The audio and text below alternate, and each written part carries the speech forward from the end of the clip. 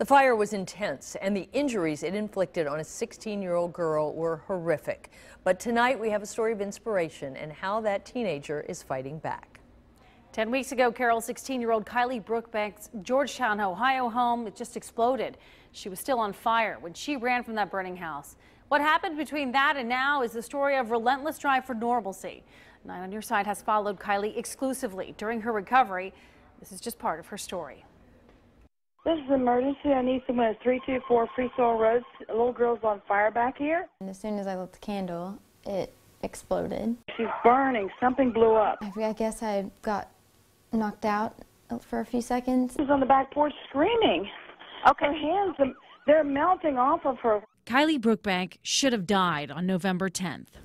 I can remember looking down at the candle and putting the lighter in the candle, and then I can remember it felt really hot on my face and stuff. Her home exploded around her. If you were to look at it and say somebody lived through that, I don't know if it was in God's hands that day or what, but I still can't believe it. Neighbors called 911 pleading for help in graphic detail. Her hair was on fire, her stomach was burning, her hands are burnt.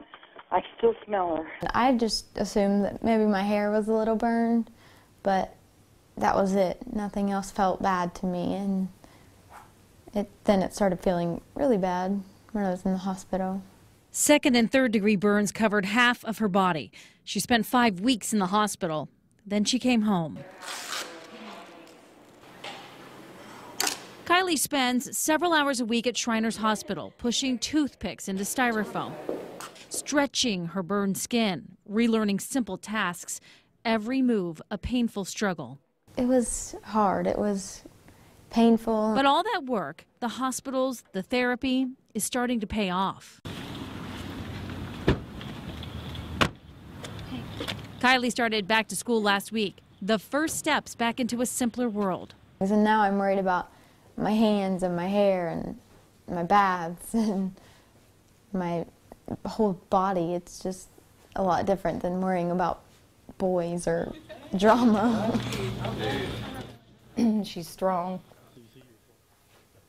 brave, and she's a fighter.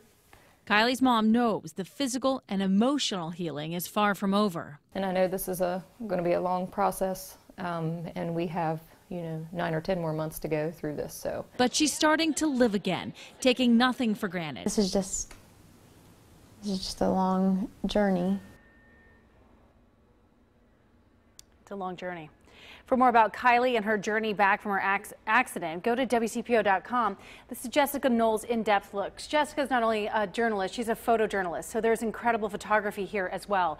She has a detailed account of the explosion and more about Kilee's life today. It's all on WCPO.com. It's definitely worth looking at and reading.